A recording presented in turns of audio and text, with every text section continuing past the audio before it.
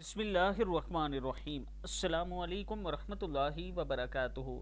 مغرب کے بعد آپ نے یہ دعا 7 مرتبہ پڑھنی ہے۔ آج میں آپ کو 3 سے 4 دعائیں پڑھنا سکھاؤں گا۔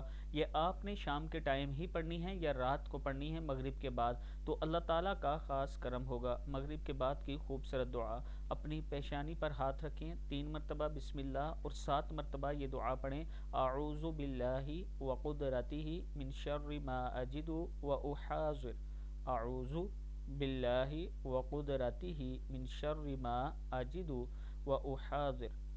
پھر مریض پر اور پانی پر دم کریں۔ یہ دم روزانہ کریں، بہتر یہ ہے کہ دن میں 2 یا 3 مرتبہ کریں، انشاءاللہ مریض کو بہت سکون اور فائدہ ملے گا، اور کینسر کے مرض میں بھی مفید ہے۔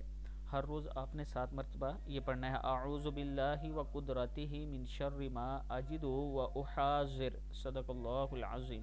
دوسری دعا ہے مغرب کے بعد اگر آپ کے بچے ضد کرتے ہیں تو 11 مرتبہ یہ آیت پڑھ کر اپنے بچوں پر دم کریں۔ آیت ہے، اللہ یجتبی الیہ من یشاء، اللہ یجتبی الیہ من یشاء، یہ بھی آپ نے 11 مرتبہ پڑھنی ہے اور اپنے بچوں پر دم کرنا ہے، اللہ تعالیٰ کا کرم ہوگا۔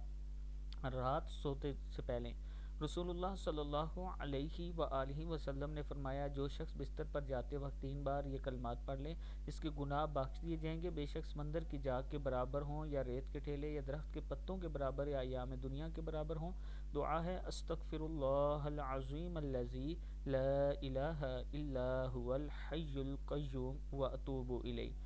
قرآن پاک کی کوئی بھی سورہ پڑھ کر سونا۔ رسول اللہ صلی اللہ علیہ وآلہ وسلم نے فرمایا، جب مسلمان بستر پر سوتے وقت کوئی بھی سورہ پڑھ لیتا ہے تو اللہ تعالیٰ اس کی حفاظت کے لیے ایک فرشتہ مقرر فرما دیتا ہے، اور اس کے جاگنے تک کوئی تکلیف دہ چیز اس کے قریب بھی نہیں آتی۔